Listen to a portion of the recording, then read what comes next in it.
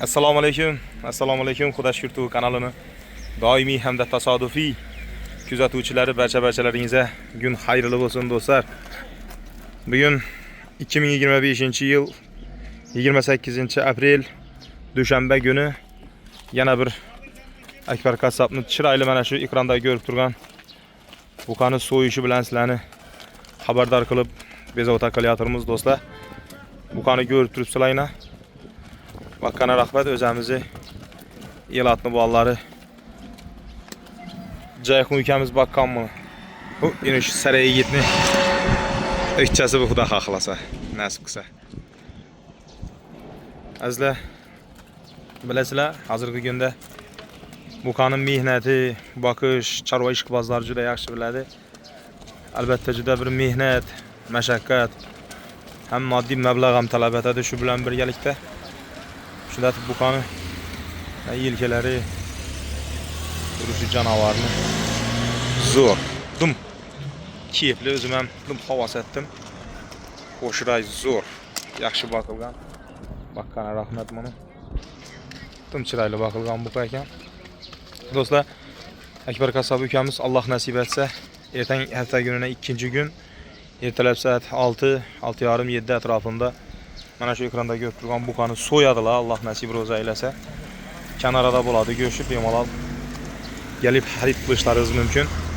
Akbar ukamizning qassobxonasini har videolarda men ko'rsataman. Şimdi ko'rib turgan manzil go'sht do'kon o'sha doimiy Yangiariq tuman Qo'riqton madaniyat markazini ro'parasida bo'ladi. O'zimizni istagan-keda Xudo xohlab nasib etsa. Bemalol go'shak kelaverasizlar. Har doimgi deyin ma'lumot o'rnida eslataman.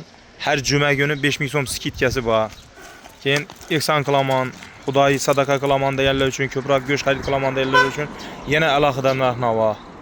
Keyin yana kafe, stolovay shu bilan birgalikda ana shuning doimiy go'sht, ko'proq go'sht xarid qiladigan insonlarimiz uchun ham alohida narx-navo bo'ladi deb turibdilar. Men undan ko'p foyda ko'rishim shart emas deb turibdi Akbarbek ukamiz.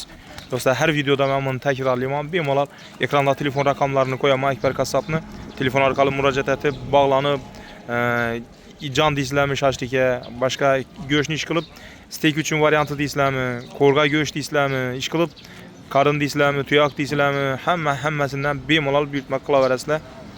Telefonda buyurtma oladilar. Keyin kelib vaqtingiz bo'lmasa olib ketaverasizlar do'stlar. Videoni sho'rnacha ko'rganlaringiz uchun hammangizga katta rahmat. Alloh rozi bo'lsin. Hammangizdan getirgan vaqtlaringizga rozi bo'lasizlar. Videolarimiz yoqsa like bosib, video izohlarda o'z fikringizni yozib qoldirishni unutmanglar. Doimki deyim biz siz uchun harakatdamiz do'stlar. Musofirda yurgan yaqinlarim, qadrdonlarim, eldoshlarim, yurtdoshlarim, akalarim, ukalarim, oltinboshlaringiz omon bo'lsin, sog' bo'ling, omon bo'linglar. Akbar Qassobni go'shtxonasina go'sha bemalol kelaverasizlar. Keyingi videoroliklarda sog' omon ko'rishguncha salomat bo'ling do'stlar.